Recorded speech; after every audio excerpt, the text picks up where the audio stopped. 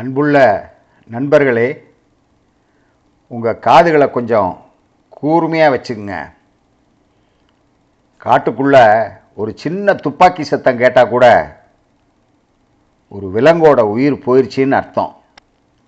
ஆனால் அந்த சத்தத்துக்கு பின்னால் ஒரு பெரிய உலகளவிய சதி இருக்குன்னு உங்களுக்கு தெரியுமா? ஆப்பிரிக்கா முதல் ஆஸ்திரேலியா வரை கடத்தல் மாஃபியாக்கள் விலங்குகளை பிடிச்சு தந்தம், கொம்பு, தோல் எல்லாத்தையும் விற்று கோடி கோடியாக பணம் சம்பாதிக்கிறானுங்க. இந்த சதியை உடைக்க அமெரிக்கா மாதிரி பெரிய நாடுகள் தான் நிதி கொடுத்து உதவி செஞ்சுக்கிட்டு இருந்தாங்க. ஆனால் இப்போ அந்த நிதியை இப்போ இருக்கிற கவர்மெண்ட் நிறுத்திட்டாங்க. உலகம் முழுக்க வனவிலங்குகளுக்கு என்ன நடக்குதுன்னு தெரியுமாங்க?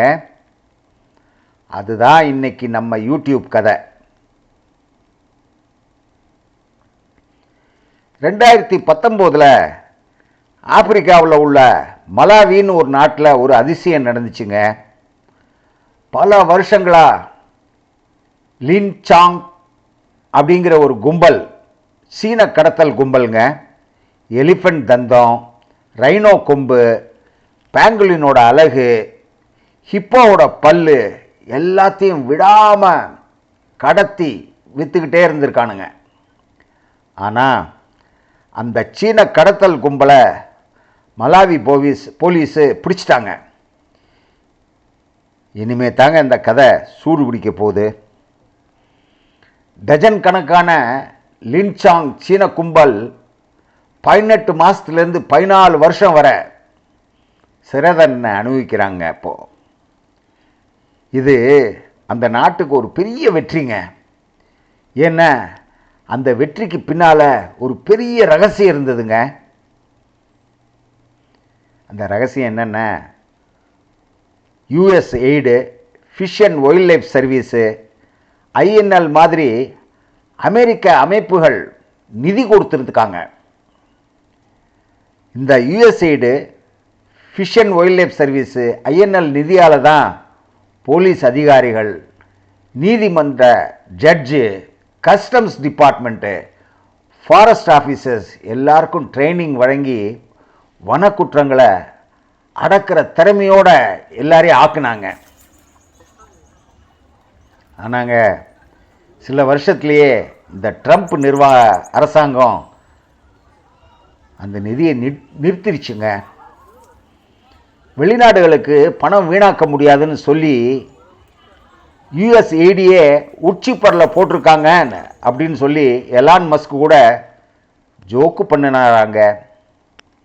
ஆனால் இது ஒரு ஜோக்கு இல்லை நண்பர்களே, இது ஒரு உலகத்தோட வாழ்க்கை மற்றும் நம்மளோட உயிர் பிரச்சனைங்க. இப்போது அந்த நிதி இல்லாமல் பல நாடுகளில் எல்லோரையும் வேலையிலேருந்து நிறுத்திட்டாங்க.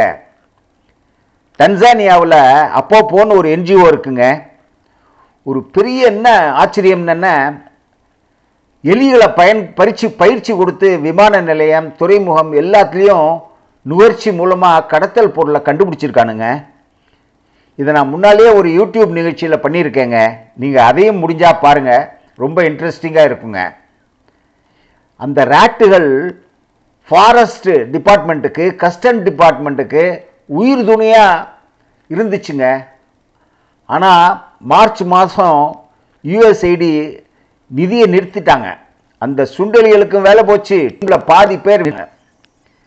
அந்த சொல்கிறாருங்க, நாங்கள் திட்டத்தை நிறுத்த விரும்பலைங்க, ஆனால் சம்பளம் இல்லாமல் எப்படி எல்லோரும் வேலை பார்ப்பாங்க, எல்லோரும் வேறு வேலைக்கு போயிட்டாங்க. அந்த NGO தலைவர் இதை தாங்க சொல்கிறாரு. இதே மாதிரி இந்தோனேஷியாவில் JAAN அப்படின்னு ஒரு NGO இருக்குங்க.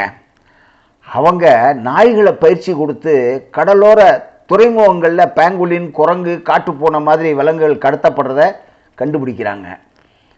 அந்த நாய்களை எல்லாரும் போலீஸ் மாதிரி நம்பிக்கையோடு இருந்தாங்க. ஆனால் INL நிதி நிறுத்தப்பட்டதும் அந்த திட்டம் முடங்கி போச்சுங்க. இப்போ மனித பாதுகாப்பு மட்டுமே இருக்குங்க. கடத்தலை தடுக்க அது மட்டும் போதாதுன்னு அந்த நிறுவனம் சொல்கிறாங்க. அதே சமயம் இந்தோனேஷியாவுடைய லியூசர் கார்டில் எலிஃபண்ட்டு, ரைனோ, டைகர், ஒராங்குட்டான் எல்லாம் வாழும் உலகத்திலே ஒரு சொர்க்கங்க.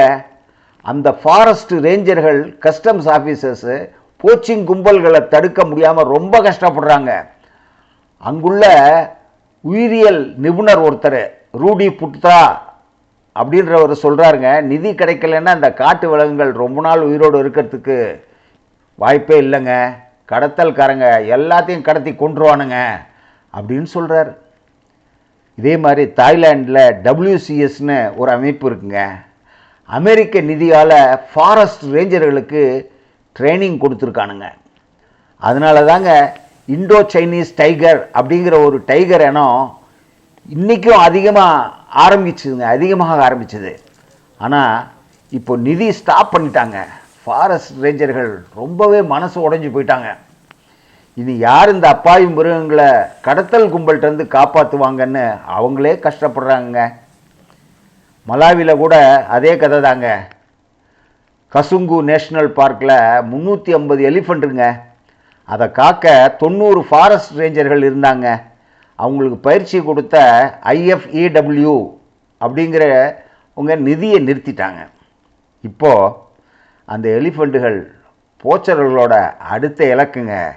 எல்லாத்தையும் கொன்று காலி பண்ணி விற்றுருவானுங்க. இந்த முடிவுகளால் என்ன நடக்க போகுது தெரியுமாங்க? ரேஞ்சர்களோட வேலை போயிடுச்சுங்க. NGOக்கள் எல்லாம் வேலையை செய்கிறதே நிறுத்திட்டானுங்க. சீன கடத்தல் கும்பல்கள் அதே இடத்துல உடனே மீண்டும் முளைக்குதுங்க. ரொம்பவே ஆக்டிவ் ஆகிட்டானுங்க. விலங்கு கடத்தல் மீண்டும் தலை தூக்குங்க. எலிஃபண்ட்டு, ரைனோ, டைகர் ரொம்பவே டேஞ்சரில் இருக்குங்க. இதெல்லாம் ஒரு நாட்டுக்குள்ள பிரச்சனை இல்லைங்க, இது உலகம் முழுக்க பிரச்சனை தாங்க. அமெரிக்கா பல வருஷங்களாக விலங்கு கடத்தல்களை எதிர்க்க நிதி கொடுத்து உதவி செஞ்சாங்க. ஆனால் இப்போ திடீர்னு நிறுத்திட்டாங்க. அந்த பணம் இல்லாமல் பல நாடுகள் தங்கள் நாட்டு சொந்த அமைப்புகளை வளர்க்க முடியாமல் தடுமாறுறாங்க. ஒரு கன்சர்வேஷன் சயின்டிஸ்ட்டு சொல்கிறாரு, இந்த விலங்குகளுக்கு நம்ம எல்லோரும் அதுங்களை பற்றிய கவலைப்படுற வரைக்கும் நேரம் இல்லைங்க. அதுங்களை கடத்தல் கும்பல் நம்ம கண்ணு முன்னாலேயே அழிச்சிருவானுங்க. இந்த கதையோட கடைசியில் என்ன ஆகும்னு என்னால் நினச்சி கூட பார்க்க முடியலைங்க. ஆனால் இப்போ அமெரிக்காவோட ஒரு எச்சரிக்கை மாதிரி மட்டும்தாங்க இருக்குது. USAID நிறுத்தம் அது ஒரு அரசு முடிவு தாங்க. ஆனால் அதன் விளைவு உலகம் முழுக்க இருக்கிற காடுகளுக்கு, விலங்குகளுக்கு, கடைசியில் மனித குலத்துக்கு இந்த அமெரிக்கா ஆப்பு வைக்குதுங்க. ஏன்னா எலிஃபண்ட்டு உயிரோட கடத்தல்காரங்கள்ட்டேருந்து தப்பிச்சா ஒரு காடு உயிரோடு இருக்குங்க.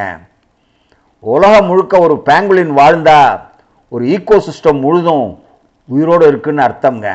ஆனால் இந்த கதையிலிருந்து நம்ம கற்றுக்கிற விஷயம் என்னென்ன, மனுஷன் வாழ இந்த உலகத்தில் உயிரோடு இருக்க நிதி, பணம் மட்டும் போதாதுங்க.